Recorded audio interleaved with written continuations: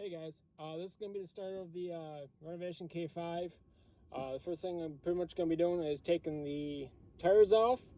Then after that, pull the drive shafts. Then pretty much take the coils off, coil suspension, and the four links. And then I'll catch you guys up with the next one. Now it's time to pull drive shafts.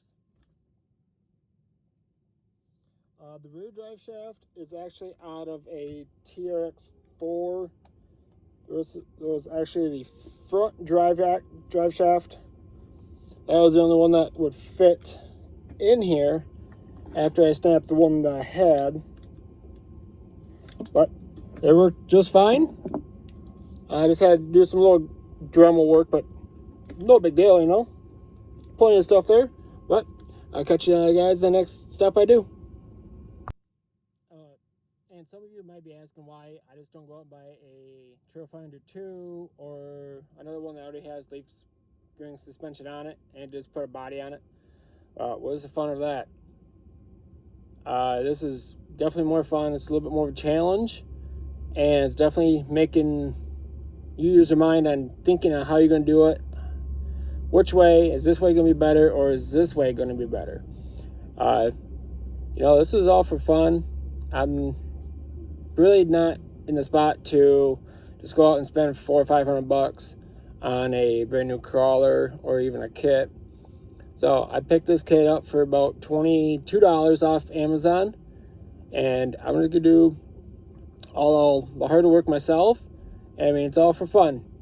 And drive shafts are off, and next thing I'm gonna do is pull the 4-link suspension. For this spot, I'm actually going to do a little time lapse. That way you guys can enjoy this with me.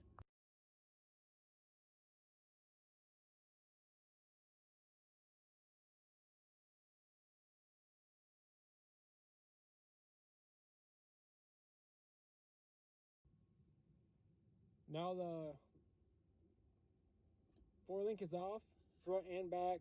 I just have to disconnect the steering linkage to the front here and just take these back off along with the back. Then after that, shocks come off, and then I just got to figure out exactly how I'm going to mount the leaf springs to the axle.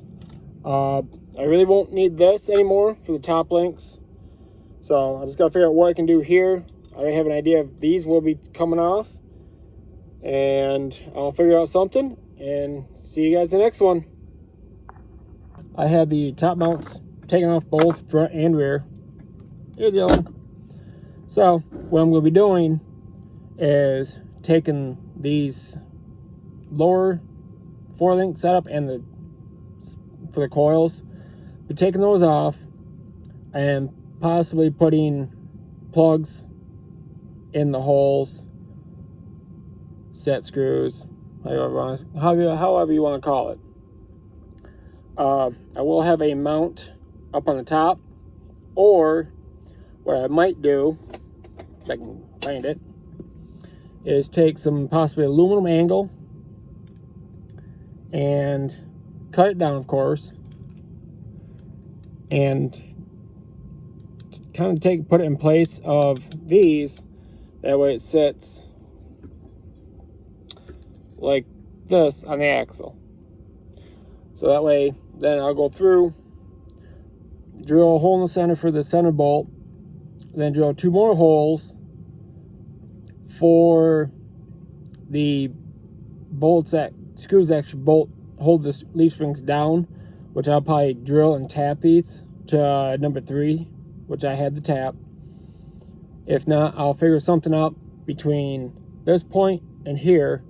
I might be able to even take one of these and just put it in the place of this and just cut down, or take a piece of metal or aluminum and just put it over top of this and go from there. But I am going to take the opportunity to take the diff covers off, and once I get home, get some grease, possibly some marine grease, which I do have a whole tube of that from when I used to run boats, and put a bit of marine grease inside. That way it keeps the moisture out and helps lubricate. Alright, I just found something new about these axles, the aftermarket ones. That little seal actually sits down inside there and keeps water from getting inside. That is pretty cool. I didn't know that about these axles, but I do now. Even with these set screw holes, I'm supposed to have a set screw in them. You know, if they do get water in, it's not going to allow water into the differential housing. But in fact, the only thing they will do is get grease down to the water down to here. That's it. Very easy, simple idea, and that's actually pretty dang cool. That's it. That's all that's down these tubes. I am surprised. Simple, easy idea. So I really don't have to worry about if water gets in. All I have to do is take that out and drop in some oil and be good to go.